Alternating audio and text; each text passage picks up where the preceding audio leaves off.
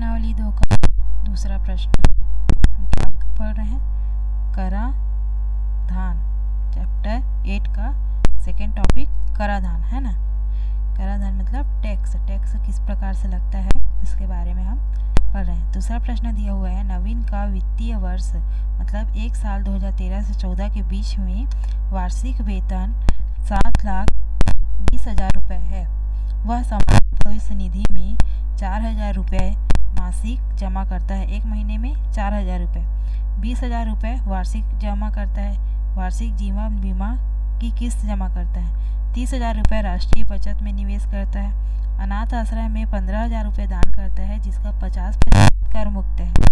इतना के 50% में कर नहीं लगेगा, लेकिन 50% में 15,000 के 50% में कर लगेगा। तो उसके द्वारा वर्ष के अंत में देय आयकर की गणना कीजिए। कितना वो आयकर वर्ष के अंत में देगा उसकी गणना करना है। ठीक है। अब आयकर की दरें यहाँ पे निर्धारित करके दिया हुआ है। पहला दिया हुआ है कि 2 लाख रुपए तक तो कोई कर नहीं है। 2 लाख से 5 लाख रुपए तक 10%, 5 लाख से 10 लाख रुपए तक 20% और 10 लाख से अधिक में 30% कर लगेगा। और यहाँ पे दिया हुआ है कि शिक्षा उपकर 2% लग रहा है देय आयकर का। माध्यमिक और उच्च शिक्षा उपकर देय आयकर का 1%। मीन्स टोटल शिक्षा अधिभार कितना लग रहा है? 3%। और जो किसमें लगेगा? देय आयकर पर। ठीक है। और आगे दिया हुआ है कि सभी बचत पर 1 लाख रुपए तक कर मुक्त है। जितना भी बचत वो शुरुआत में किया है, सामान्य भविष्य निधि, जीवन बीमा और राष्ट्रीय बचत पत्र में, इन तीनों का योग, इन तीनों का टोटल अगर 1 लाख रुपए तक है तब तो कर मुक्त है, और 1 लाख से अधिक हुआ तो उसमें कर लगेगा। तो जो जो दिया उसको लिख लेते हैं। दूसरा, कुल वार्षिक आय 7,20,000 रुपये। जमा राशि कहाँ कहाँ पे कितना कितना रुपये वो जमा किया। तो पहला है सामान्य भविष्य निधि, दूसरा है जीवन बीमा निगम, और तीसरा है राष्ट्रीय बचत पत्र। तो सामान्य भविष्य निधि में 4,000 रुपये प्रति माह जमा कर रहा था। तो जब 4,000 रुपये एक महीने का है तो पूरे साल का कितना होगा? तो क्या करना पड़ेगा? 12 से गुणा करेंगे। एक साल में 12 महीने होते हैं, है ना। तो 4,000 रुपये एक माह का था, तो पूरे साल का 4,000 गुणित 12 बराबर 48,000 रुपये ये होगा। उसके बाद जीवन बीमा निगम में कितना है? उसका कितना जमा किया? 20,000 रुपये। और राष्ट्रीय बचत पत्र में कितना रुपये में खरीदा? 30,000 रुपये में। जीवन बीमा निगम 20,000 रुपये और राष्ट्रीय बचत पत्र में 30,000 रुपये जमा किया। ठीक है। तो टोटल कितना जमा किया जानने के लिए क्या करना पड़ेगा? तीनों को जोड़ देंगे।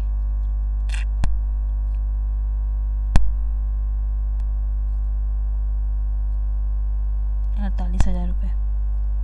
तो 0 0 0 8 4 5 6 7 8 9 98,000 रुपये। ये क्या है? कुल जमा राशि। टोटल उसने कितने रुपए जमा किए? वो है 98,000 रुपये। अब हमें पता है कि 1 लाख रुपए तक जमा राशि कर मुक्त है। जमा राशि कर मुक्त है। और ये जो जमा राशि कितना मिला हमें? 98,000 रुपये। तो ये 98,000 रुपये क्या है? 1 लाख से कम है, अतः पूरा 98,000 रुपये माइनस हो जाएगा किससे, घट जाएगा कुल वार्षिक आय से, तो हमें मिलेगा शेष आय, बचा हुआ आय क्या मिलेगा, 7,20,000 में से 98,000 रुपये माइनस कर देंगे, तो 7/20 से 98,000 घटाने पे क्या मिलेगा, 0,0,0,2 2 और 6,22,000 रुपये,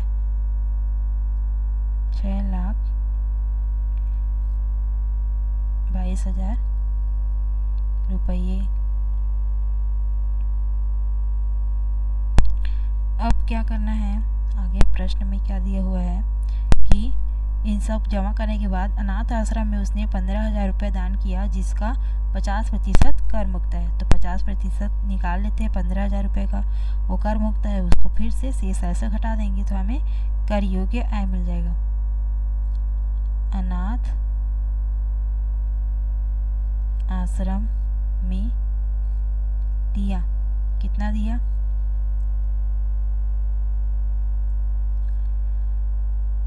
15,000 रुपये का 50%, ठीक है। तो 50% को हल करेंगे तो क्या मिलेगा, 15,000 रुपये का 50%, है ना, जीरो कटा, ये भी जीरो, ये जीरो, ये जीरो कटा, बचा क्या, 5 शून्य 0, 5 शून्य 0, 5 5 25 की 5, हासिल में आ गया 2, 5 कम 5 2 7, 7,500 रुपये। ये हुआ अनाथ आश्रम में दान किए हुए पैसे का 50% पैसा, है ना, जो कर मुक्त है। इसी कर मुक्त आय को शेष आय से घटा देंगे तो हमें मिलेगा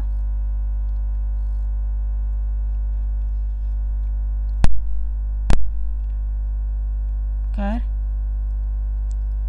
योग्य आय। शेष आय कितना था, 6,22,000 रुपये से घटा देंगे 7,500 रुपये को, ठीक है। तो 6,22,000 में से 7,500 घटाने पे 0 0, 10 में 5 गया तो 5, ये हो गया 1, 11 में 7 गया तो 4, 1, 6,14,500,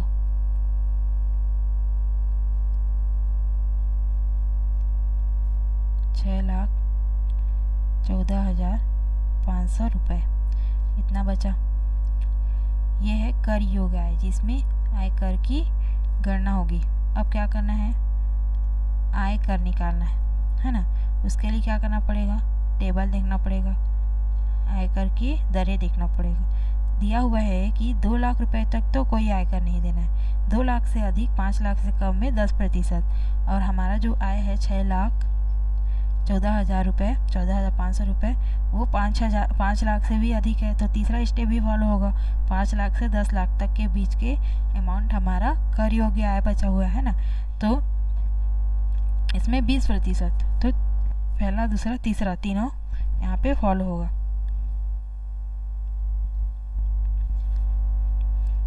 आयकर की गणना करते हैं। तो पहला तो बोला है कि इस राशि में आपको 2 लाख रुपए तक कोई आयकर नहीं देना है, लेकिन 2 लाख से 5 लाख तक 10% देना है, ठीक है। तो 5 लाख में 2 लाख को घटा देंगे तो हमें मिल जाएगा जितना राशि जिसमें 10% कर देना है, ठीक है। 5 लाख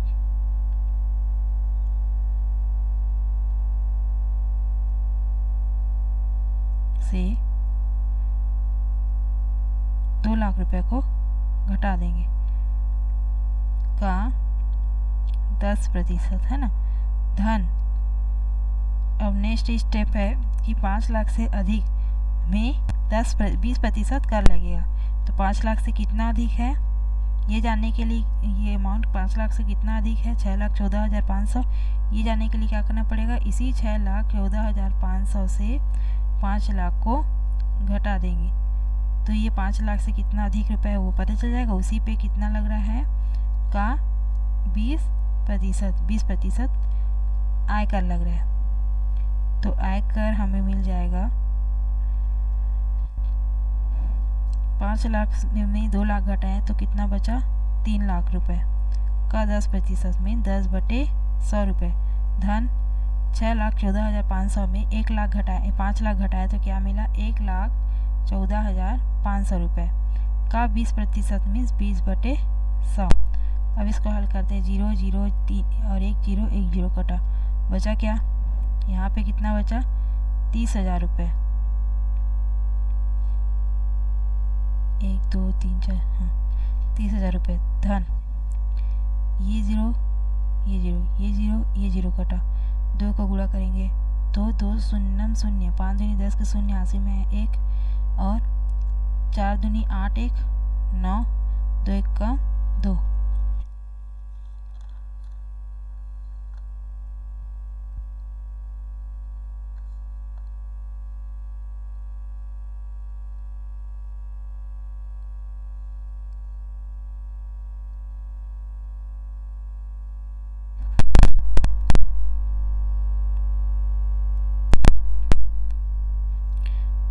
2 0 0 2 5 10 के 0 80 में 1 2 चौक 4 दूनी 8 1 9 की 9 है ना और 2 1 कम 2 फिर 2 1 कम 2 तो 22,900 रुपये। इन दोनों को जोड़ करके हमें मिल जाएगा आयकर। पहला दिया हुआ था कि 6 लाख से अधिक है हमारा अमाउंट जो है कर ही हो गया है 6 लाख से अधिक है ठीक है। तो बोल रहा था कि 2 लाख तक तो आपको कोई कर नहीं देना है तो 5 लाख में हम 2 लाख को घटा दिए तो जितना अमाउंट बचा है 3 लाख उसमें 10% कर देना है ठीक है। 2 लाख से अधिक 5 लाख से कम में 10% कर है तो 5 लाख से 2 लाख को हम घटा दिए। अब इसके बाद 5 लाख से अधिक 10 लाख से कम जितना अमाउंट है उसमें 20% कर लगेगा बोला था टेबल में। तो 20% कर किस में लगेगा जो 5 लाख से अधिक अमाउंट है।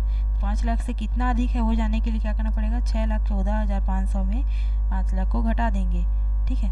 तो हमें वो अमाउंट मिल जाएगा जिसमें 20% कर लगने वाला है 1,14,500 ठीक है। तो इन दोनों का 10% और 20% निकाल लिए टोटल किए तो टोटल करने के बाद कितना आता है देखते हैं।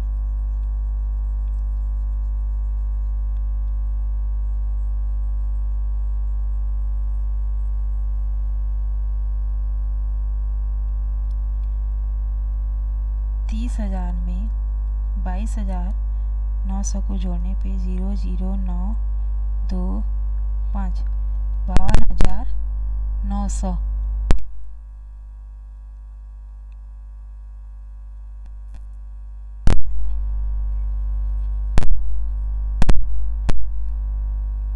आयकर मिल जाएगा हमें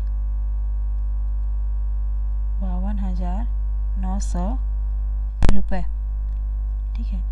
अब इसी आयकर पर शिक्षा अधिभार लगता है। शिक्षा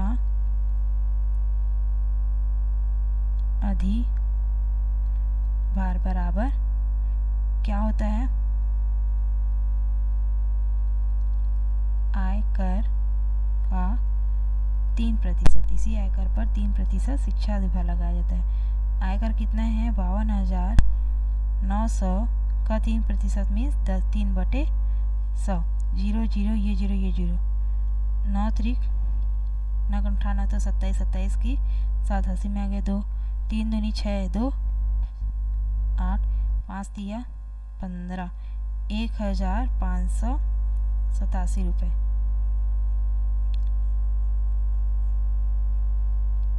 ठीक है। तो कुल आयकर हमें प्राप्त हो जाएगा।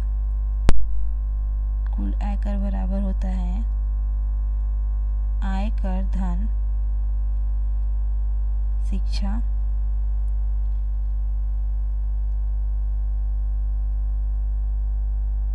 अधिभार ठीक है। शिक्षा अधिभार तो आयकर कितना था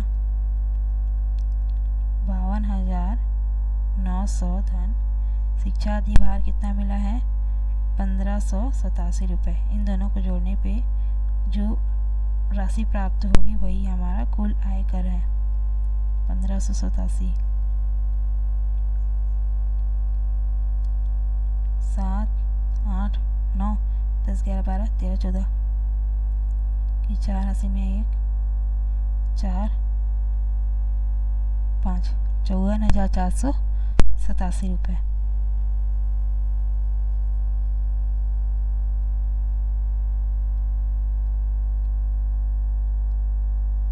आंसर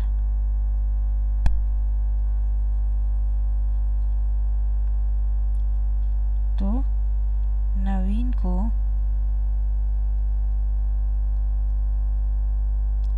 वर्ष के अंत में 52,487 रुपये आयकर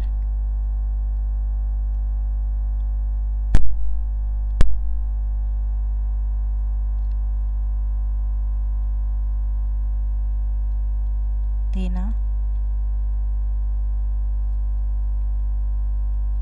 होगा। ये हमारा आंसर है। ठीक है, सेम प्रोसेस है, बस अमाउंट अलग अलग रहेगा सब प्रश्न में। ठीक है, नेक्स्ट देखते हैं इसके बाद तीसरा प्रश्न। वित्तीय वर्ष 2008-9 में रमेश की कुल वार्षिक आय 3 लाख रुपए थी। वह सामान्य भविष्य निधि खाते में 1,000 रुपये प्रति माह, एक महीने में 1,000 रुपये जमा करता था। उसने 12,000 रुपये वार्षिक जीवन बीमा पॉलिसी का प्रीमियम दिया था। यदि 1.5 लाख रुपए तक कोई आयकर नहीं है तथा 1.5 लाख से अधिक पर 10% आयकर की दर से आयकर देय हो तो एवं सभी बचत पर छूट की अधिकतम सीमा 1 लाख रुपए हो तो उसके द्वारा देय आयकर की गणना कीजिए, जहां शिक्षा उपकर देय आयकर का 3% है। सेम प्रोसेस है। तीसरा, तो तीसरा में कुल वार्षिक आय दिया हुआ है 3 लाख रुपए और जमा राशि कहाँ पे कितना जमा किया वो दिया हुआ है। 1,000 रुपये तो उसने सामान्य भविष्य निधि में खाते में जमा किया। ठीक है, तो प्रति माह जमा किया 1,000 रुपये, तो एक साल में कितना किया होगा? 1,000 गुणित 12, एक साल में 12 महीने होते हैं। सामान्य भविष्य निधि 1,000 गुणित 12,000 रुपये जमा किए उसने सामान्य भविष्य निधि में। ठीक है, उसके बाद है जीवन बीमा निगम। जीवन बीमा निगम में जीवन बीमा पॉलिसी में का प्रीमियम दिया कितना में? 12,000 रुपये। 12,000 रुपये, तो कुल जमा राशि हमें मिल जाएगी 12,000 धन 12,000 कितना? 24,000 रुपये। कुल जमा राशि हमें मिल गई 24,000 रुपये।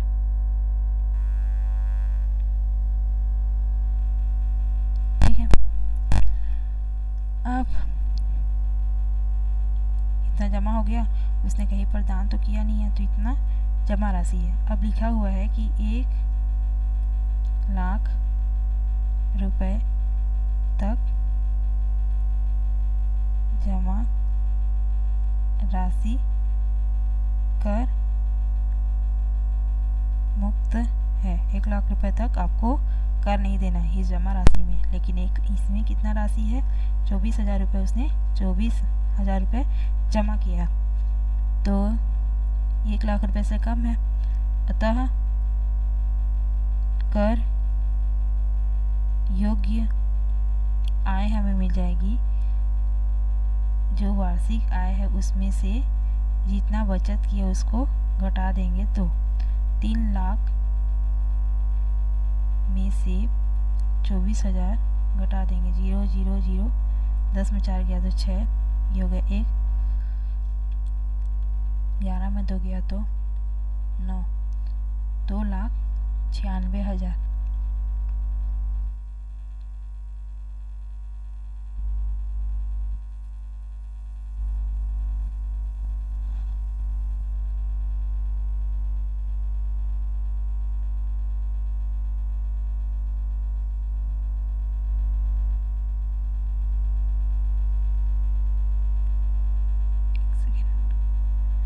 ये हो गया 10, 10 में 4 गया तो 6, ये हो गया 9, 9 में 2 गया तो 7, ठीक है, ये हो गया 2, ठीक है, 2,76,000, 2,76,000 रुपये।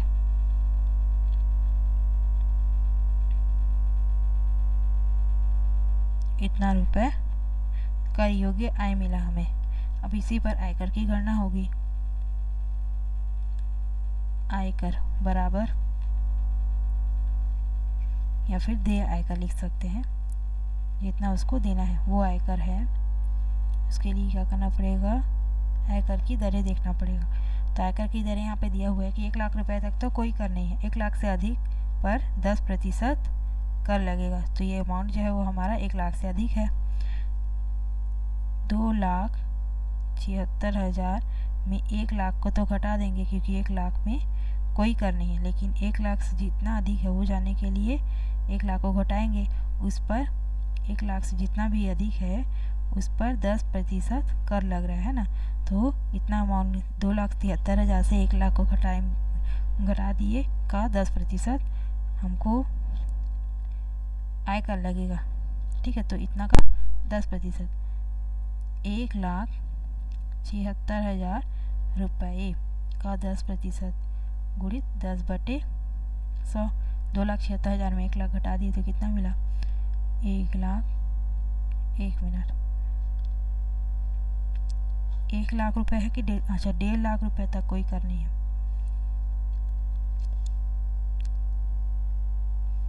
एक 1,50,000,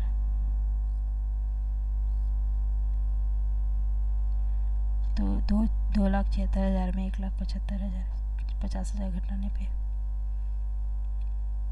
50, 0 0 0, 6, 7 में 5 गया तो 2, 1,26,000 रुपये। 1,26,000 रुपये, यही जो अमाउंट है वो क्या है, 1 लाख से अधिक है ना। उस पर 10% कर लग रहा है, मतलब 10/100, 0 0, ये 0 ये 0 कटा तो 12,600 रुपये मिला। अब ये है क्या, देय आयकर।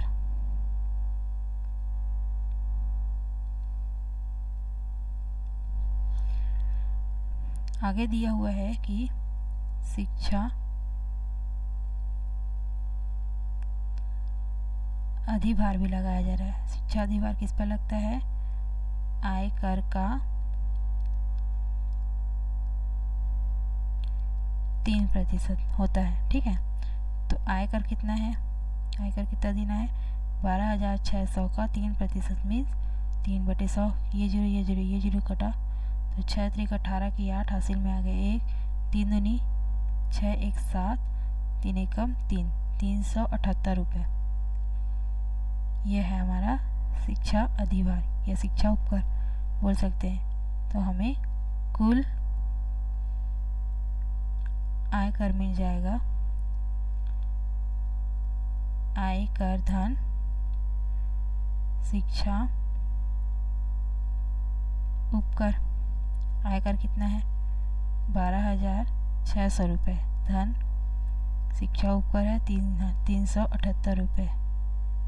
तो 12,600 में 378 जोड़ेंगे तो 8 7 9 2, 12,778 रुपये, 978 रुपये,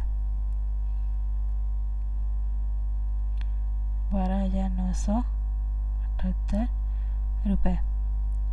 ये है कुल आयकर।